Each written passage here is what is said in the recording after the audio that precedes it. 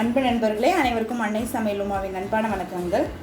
இன்றைக்கி அன்னை சமையலில் பார்க்க போகிறது இட்லி, தோசை, பூரி, சப்பாத்திக்கு சூப்பரான சைட் டிஷ் முட்டை குருமா. இது இட்லி தோசைக்கு மட்டும் இல்லைங்க, சாதத்துக்கும் சூப்பராக இருக்கும். வாங்க எப்படி செய்கிறதுன்னு பார்க்கலாம். கடாயில் கொஞ்சமாக எண்ணெய் சேர்த்துக்கலாங்க. கொஞ்சம் மஞ்சத்தூள், அரை டீஸ்பூன் மிளகாய்த்தூள், 1/4 டீஸ்பூன் கரம் மசாலா.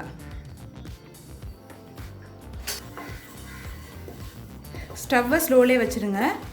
இப்போ இதெல்லாத்தையும் லேசாக வறுத்துக்கலாம். முட்டையை இது மாதிரி அங்கங்கே கீறி போட்டுக்கோங்க, அப்போ தான் மசாலா உள்ளே போகும். இப்போ இதில் 4 முட்டையை சேர்த்துக்கலாம்.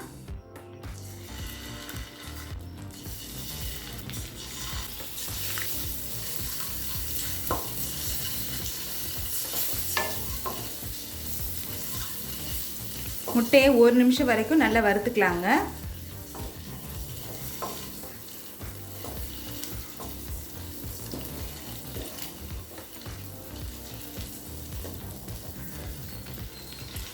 முட்டையை 1 நிமிஷம் வரைக்கும் நல்லா வறுத்தாச்சு.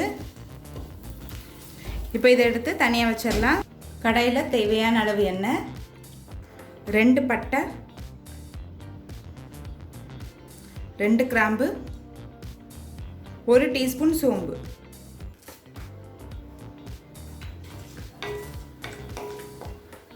கொஞ்சம் கருவேப்பிலை. அடுத்தது பொடியாக நறுக்குன்னு ஒரு வெங்காயத்தை சேர்த்துக்கலாங்க.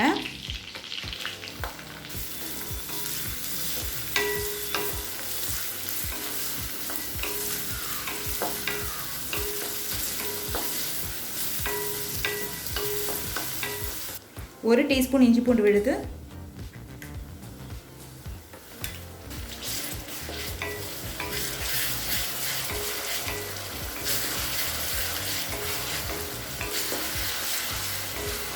இப்போ வெங்காயம் நல்லா வதங்கிடுச்சுங்க. அடுத்தது ஒரு தக்காளி சேர்த்துக்கலாம்.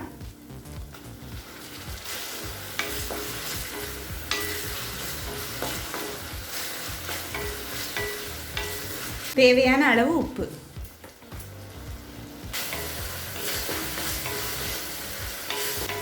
இப்போ தக்காளி நல்லா வதங்கிடுச்சுங்க. 2 டீஸ்பூன் மிளகாய்த்தூள், அரை டீஸ்பூன் காஷ்மீரி மிளகாய்த்தூள். இது நான் கலருக்காக தாங்க சேர்க்குறேன், நீங்கள் விருப்பப்பட்டால் சேர்த்துக்கலாம், இல்லைனா வேண்டாம். 1 டீஸ்பூன் தனியாத்தூள், 1 டீஸ்பூன் கரம் மசாலா.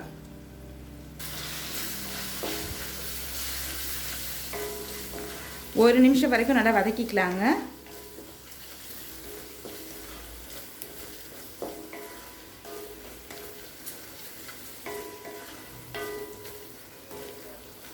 இப்போ 1 நிமிஷம் வரைக்கும் நல்லா வதக்கியாச்சுங்க. இப்போ இது கூடவே 1 கப் தண்ணி சேர்த்துக்கலாம்.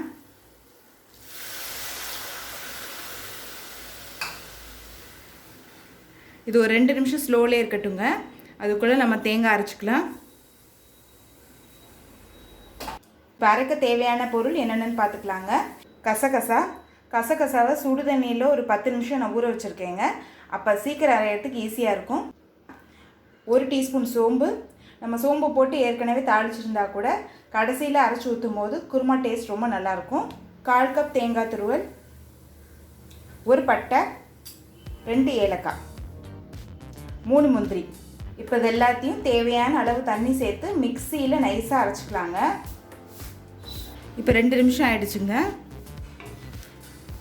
இப்போ நம்ம அரைச்சி வச்சுருக்க மசாலாவை இதில் சேர்த்துக்கலாம். நல்லா மிக்ஸ் பண்ணிடுங்க.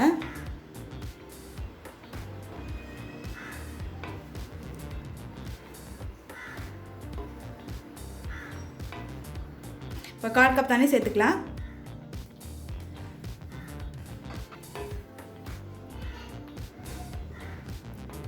இப்போ தேங்காய் சேர்த்துட்ட பிறகு ஒரு 5 நிமிஷம் ஸ்லோலே இருக்கட்டும். இப்போ தேங்காய் சேர்த்துட்டு 5 நிமிஷம் ஆயிடுச்சுங்க. அடுத்து நம்ம வறுத்து வச்சுருக்க முட்டையை இதில் சேர்த்துக்கலாம்.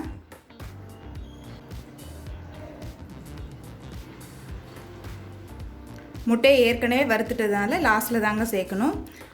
முட்டை ரொம்ப நேரம் குருமாலே கொதிச்சுட்டு இருந்ததுன்னா ஹார்ட் ஆகிடும். முட்டை சேர்த்துட்டு ஒரு 2 நிமிஷம் ஸ்லோவிலே இருக்கட்டும். இப்போ முட்டை சேர்த்துட்டு 2 நிமிஷம் ஆகிடுச்சுங்க.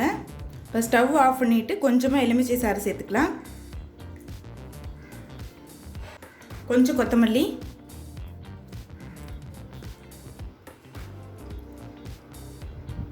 இப்போ முட்டை குருமா ரெடி ஆகிடுச்சுங்க. சர்வ் பண்ணிடலாம்.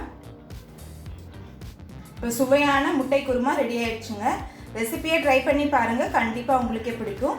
ரெசிபி பிடிச்சிருந்ததுன்னா வீடியோவை லைக் பண்ணுங்கள், கமெண்ட் பண்ணுங்கள், ஷேர் பண்ணுங்கள். இது வரைக்கும் அன்னை சமையல் சேனலை சப்ஸ்கிரைப் பண்ணலைன்னா சப்ஸ்கிரைப் பண்ணுங்கள். தேங்க்யூ.